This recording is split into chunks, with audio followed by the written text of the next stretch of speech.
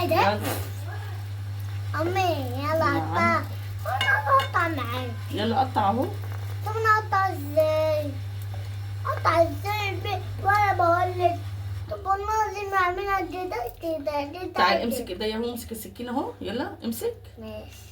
يلا شاطر. يلا يلا التانية، يلا شاطر.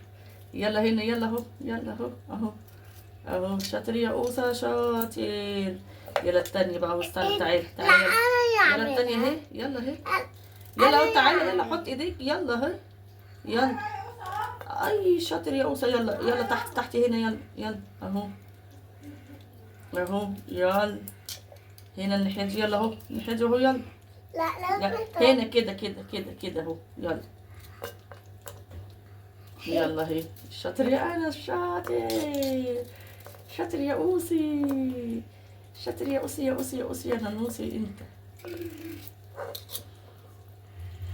يلا. خد بتاعتك انت دي، قطعها، يلا اهو. ماشي.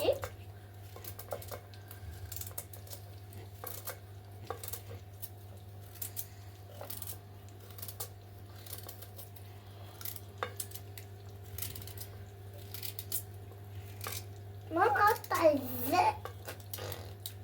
اقطع ازاي يعني؟ ازيكم حبيبه قلبي، عاملين ايه؟ فيديو جديد معاكم.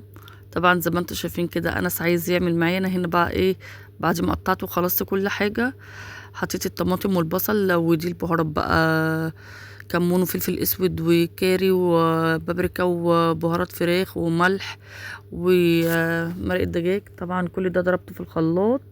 هنا بقى الجريحه اهو غسلتها، حطها بقى على البطاطس والجزر. على فكره الصينيه دي بتبقى جميله جدا، البطاطس بالجزر بتبقى حلوه. طبعا حط عليها ورق لوري. هحط بقى من الخلطه اللي انا ضربتها في الخلاط دهيت. على فكره اول مره ان انا اجرب اضرب كل حاجه في الخلاط كده ومفرومش يعني ما صفيش الطماطم.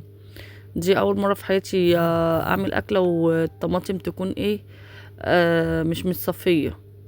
بس طبعا عشان حطيت لها التوابل وكله ايه مره واحده. طبعا هنا بقى هنزل على بقيه الخليط بقى على الجنيحه زي ما انتم شايفين كده، واولع بقى عليها البوتاجاز. وبعد كده ايه هدخلها الفرن بس ما تاخد غلوه من فوق بقى. طبعا المقطع الاولاني ده زي ما انتم شفتوه كده بالصوت، ما حبيتش اشيل الصوت منه، يعني الغي الصوت عشان كان انس ايه قاعد مصمم ان هو يعمل ايه معايا. مصمم بقى وعمال ايه انا يعيط ويقول لي انا هعمل معاك الاكل، انا عايز اعمل معاك الاكل. قلت له طب خلاص تعالى اقعد.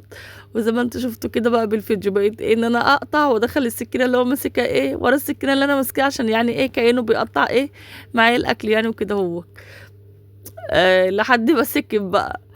طبعا هنا ايه زي ما انتوا شايفين كده بغسل بقى المواعين. قلت ايه اشطب بقى المواعين اللي عندي دي كلها اول باول كده اهوك، عشان لما نطلع من المطبخ ما يبقاش فيه ايه غير مواعين اللي احنا ايه كنا يعني كنا فيها.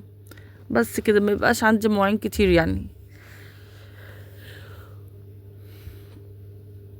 ما تنسوش تصلوا على الرسول يا حبيب قلبي. ما تنسوش تعملوا كومنت حلو كده وتشتركوا في القناة لو لسه ما اشتركتوش. يا ريت تفعلوا زر الجرس عشان يوصلكوا كل جديد مني. يا ريت تشيروا القناة لزمايلكم كده وحبايبكم، لجيرانكم، لمعارفكم كده يعني، عشان القناة تكبر بيكم ومعاكم ان شاء الله. طبعا هنا بقى زي ما انتم شايفين كده بغسل بقى المواعين. طبعا هغسل بقى جزء معاكم والجزء التاني ايه هخليه بقى ايه انا بعد ورا الكاميرا كده خلف الكواليس. طبعا كده ما بعد خلف الكواليس اخر حبة مواعين بقى. قلت ايه يعني مش ضروري الفيديو كله هيبقى مواعين بقى، ده المواعين كتير، فقلت لا لازم نجاري حبة كده وما نبينش مواعيننا كلها مرة واحدة عشان ما تزهقوش. طبعا هنا بقى كنت خلاص بقى دول كانوا اخر حاجة بقى و... وخلاص كده ما عادش فيه ايه مواعين كتير بقى. طبعا زي ما انتم شايفين كده حبايب قلبي، طبعا انا مش بعلمكم ولا حاجة، ولا كل واحدة وكل ست بيت عارفة المواعين بتتغسل ازاي، والبنات دلوقتي عارفين بردك المواعين بتتغسل ازاي. طبعا هنا بقى هعمل شوية رز ابيض كده، حطيت السمنة واحط عليها حبة زيت صغيرين، وهعمله رز ابيض مش بشعرية.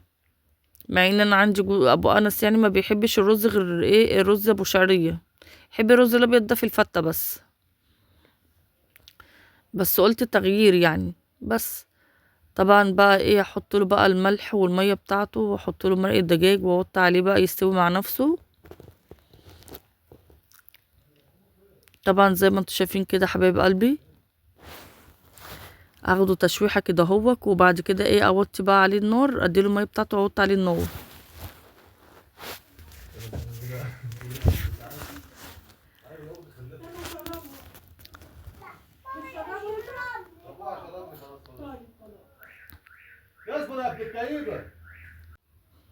وقفت ورجعت لكم تاني عشان انس وابوه كان هنا، وبعدين قلت ايه ارجع اسجل معاكم تاني. طبعا هنا انا كنت هعمل بقى اكل غير البطاطس الكلاوي والكبده ديت، بس لما نزلت السوق اشتريت الزيت ده هو، رحت جايبه بقى البطاطس وجبت الجنيحه، كان عندي البطاطس وعندي الطماطم كل حاجه، فقلت اعمل صينيه بطاطس بالجنيحه.